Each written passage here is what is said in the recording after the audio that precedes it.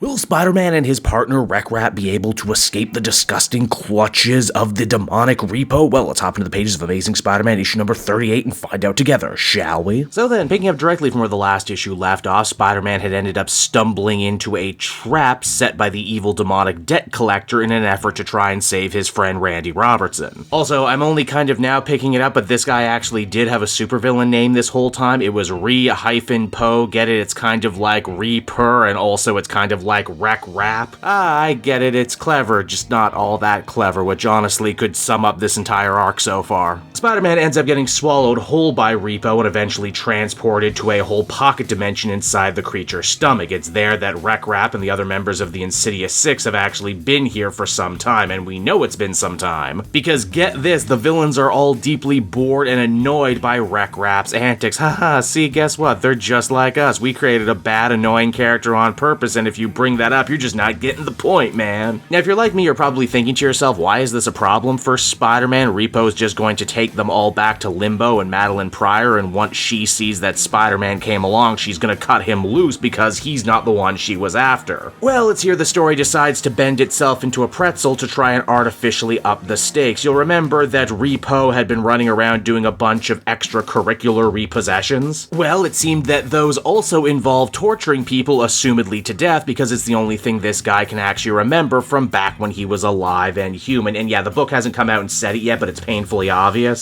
that REPO is just the debt collector who was after Spider-Man when this arc first began. And you know what? I actually kind of like that storyline because it was interesting, fresh, and maybe even a little nuanced to see Peter have to contend with a guy who wasn't straight up evil and straight up a villain, but just a guy doing a bad job as a normal working stiff. But oh yeah, I guess we have to retroactively undo one of the few interesting things this book had going for it. Man, this series, man, there's few books out there where I can say I actually enjoy it less and less the longer I read, and yet here I am. I guess I'm just stupid. Back in the pocket dimension, Spider-Man and Rek-Rap decide to team up and try and escape. Peter also goes out of his way to apologize to Rek-Rap for not taking him seriously about REPO as a threat during the last issue. And while it's certainly nice to see Peter try his hardest to not be a dick, especially considering all the times he's been a dick during this era of Spider-Man, at the same time, it's frickin' Rek-Rap. What do I care if his feelings are hurt? He sucks. He was created for the sole purpose of sucking, which, I mean, I guess in that regard, he's doing his job. Spider-Man apologizes, but is also sure to make fun of his name and call him annoying again, because we gotta keep lampshading that every 10 seconds. Also, despite all the talk about how time in this pocket dimension works differently, both Spider-Man and Rek-Rap are able to escape at the exact right minute to make sure that Randy isn't hurt. It's also only right here, right now, in the final minutes of this confrontation does Peter Parker finally figure out that REPO is actually the same debt collector who was after him for unpaid medical bills following the Beyond saga. Bills that, I might add, Spider-Man still never paid and has no actual intentions of paying, and that this debt collector only died in the first place because he was murdered by Peter's clone. Jesus Christ, is this book so bad that I'm actually on the side of the literal debt collector from hell? Now, how does Spider-Man defeat this foe who can literally swallow him whole and transport him to another dimension? Well, this is actually kind of interesting. He gets him to swallow his own head. I did not see that coming, and it's certainly a creative way to end things. With that, the day is saved, Spider-Man disappears from his own book once again, and Rek-Rap is heralded as a hero by Madeline Pryor and the people of Limbo. But we're actually still not done yet, because this book is a prelude to the next big Spider-Man event that's going to be with us till February, Gang War, and you know what? The lead up to this has actually been pretty bland and uninspired, but God help me again, things actually get a little bit more interesting and a little bit more dramatic this issue. For one, we actually understand what exactly it is Hammerhead has been doing this whole time. Basically, he's been getting his goons to attack some of the major outfits in the city and frame it on someone else. Case in point, the vampire mob from Moon Knight gets wiped,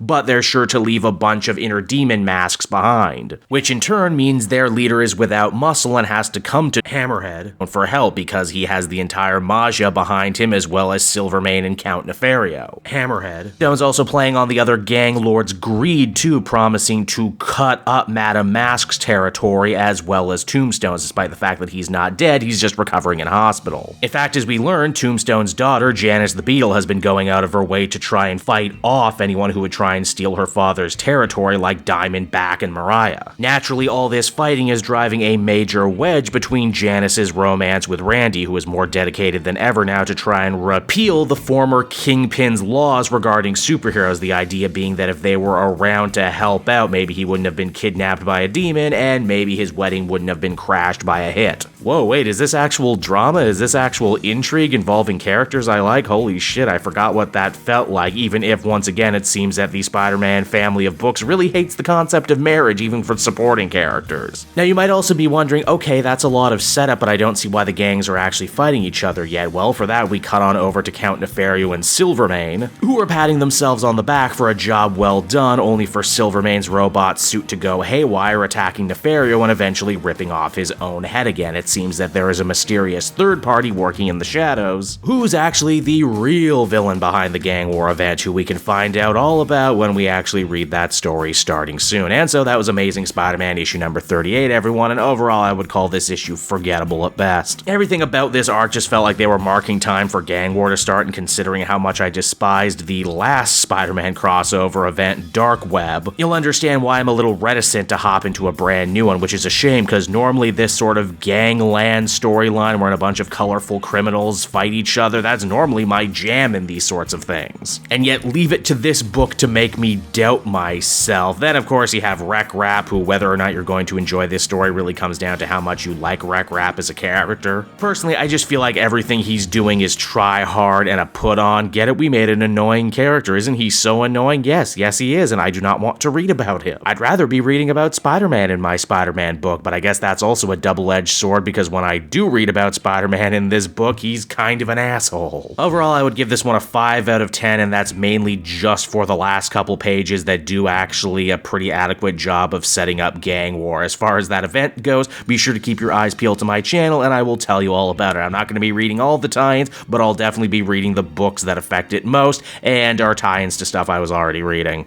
Hey there everyone, it's your pal Cape Joel again, and if you're seeing my face right now, that means you watched to the end of the video, and I'll always be grateful for that. Retention helps in this crazy YouTube game, and so does becoming a patron. If you head on down to the description, you can find a link to my Patreon page. Recently just redid all the tiers, a lot of cool stuff offering up there, exclusive commentaries, exclusive polls, behind the scenes concept art for Capes and Quest. That's the brand new D&D show I've started soon. Never been a better time to become a patron. You can become a patron for as little as $1 a month and help the channel grow, and help me continue to deliver content like what you just saw. So I want to thank you all, and I will see you again next time. Bye-bye.